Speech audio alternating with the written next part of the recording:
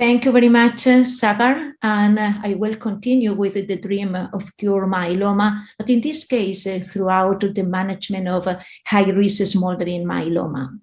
This slide includes my conflict of interest, and the first question I plan is, what is the definition of cure? And here you can see different definitions, and from my point of view, the definition of cure has been becoming more relaxed over time. And for me, the appropriate definition would be the first one, coming from 1963, in which cure should connote that in time, probably a decade or two after treatment, there remains a group of disease-free survivors whose annual death rate from all causes is similar to that of a normal population group of the same sex and age distribution. Are these concepts applicable to multiple myeloma? And well, is myeloma a curable disease? Here you can see a slide in which we can compare the expected survival and the survival for different hematological diseases like follicular lymphoma, Hodgkin lymphoma, diffuse large B-cell lymphoma, and multiple myeloma. And we can say follicular lymphoma, Hodgkin, diffuse large B-cell lymphoma are curable hematological diseases, but in myeloma, and this paper is coming from Vincent Rajkumar, there is a big gap between the myeloma survival and the expected overall survival. This is basically based because of many reasons, and one of them is the complexity of the disease. We know that all myeloma patients usually present in a common way, but behind this common presentation, each patient with myeloma presents a different disease. If we plan the roadmap to cure patients with multiple myeloma, one of the crucial points could be early detection and early intervention. And this is not something completely new. If we go to the oncology perspective, in almost all malignancies, the early detection and the early intervention is something required in order to cure, eradicate the disease, or at least to delay the progression to active disease.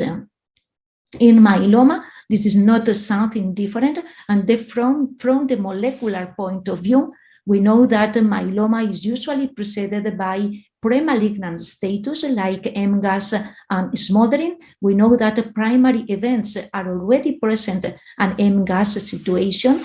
We go to smoldering, but necessarily secondary events are necessary in order to move from smoldering to myeloma. So if we plan an early detection and an early intervention, we are going to treat a disease less complex from the molecular point of view. And this is not only relevant, maybe the myeloma-related symptomatology, because you know that myeloma is usually present with bone pain, broken bones, anemia, renal dysfunction, symptomatology that clearly impact in the quality of life of our patients. The next question is, based on this, should we treat all patients with plasma cell disorders when they are early detected? And the answer is not, because as I previously told you, all myeloma clones are preceded by corresponding precursor status, but not all of them take the same road. And definitely we have to consider the molecular abnormalities as well as the bone marrow microenvironment, because definitely not all patients early detected at MGUS status will progress to multiple myeloma, and not in all of them we have to do an early intervention. This is a recent paper published in Nature Communication, in which this group evaluated whole genome sequencing in 32 myeloma precursor diseases. 15 remain stable and 17 progressed to multiple myeloma. And the main message is that stable precursors present a different genomic landscape versus progressive precursors and multiple myeloma. And these progressive precursors are closer and closer to multiple myeloma, even from the chronological point of view, but also from the molecular abnormalities, as well as the mutational burden is definitely similar to myeloma that reported in patients with progressive precursor diseases, and I would like to remark the ApoBec mutational signature that definitely is absent in those patients in which remain with a stable precursor disease. And the same information is applicable to cytogenetic abnormalities. And based on this, when we go to the clinic, we can identify patients with a monoclonal gammopathy, in which we know that the risk of progression to multiple myeloma is very low, 1% per year, and definitely it is not necessary to do early intervention. The diagnosis of a monoclonal gammopathy right now is based on clinical markers, and the same is applicable to smoldering myeloma. And we know that this disease is quite heterogeneous in terms of a risk of progression to multiple myeloma, but it is mandatory to identify the individual risk for each new patient with smoldering myeloma. The International Myeloma Working Group endorsed this 2020 model, evaluated in more than 1,000 patients with smoldering myeloma, and those patients presenting 2 or more of these risk factors: serum M spike higher than 2, free light chain ratio higher than 20, plasma cell bone marrow infiltration higher than 20%. The risk of progression at 2 years was of approximately 50%, and this model could be optimized by the addition of the cytogenetic abnormalities, and patients with 3 or more of these risk factors, the risk of progression to myeloma at 2 years is over 60%.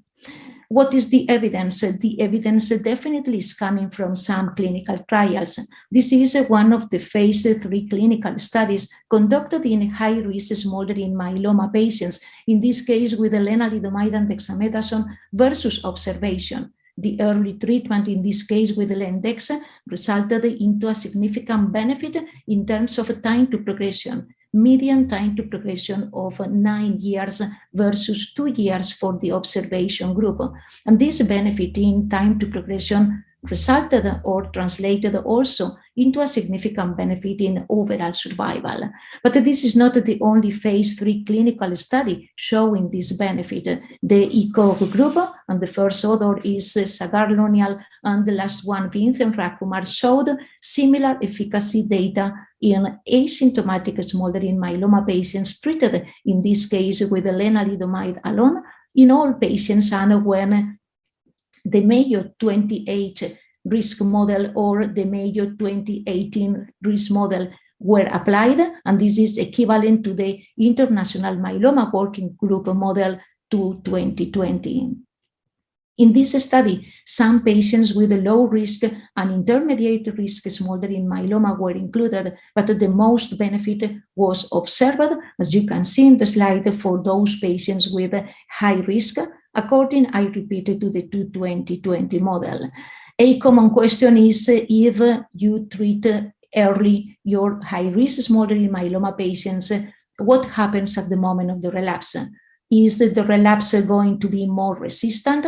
In this phase 3 clinical study conducted by the Spanish myeloma group, we had the opportunity to see how the early treatment didn't induce more resistant relapses, because the survival from the moment of progressive disease was comparable in both arms.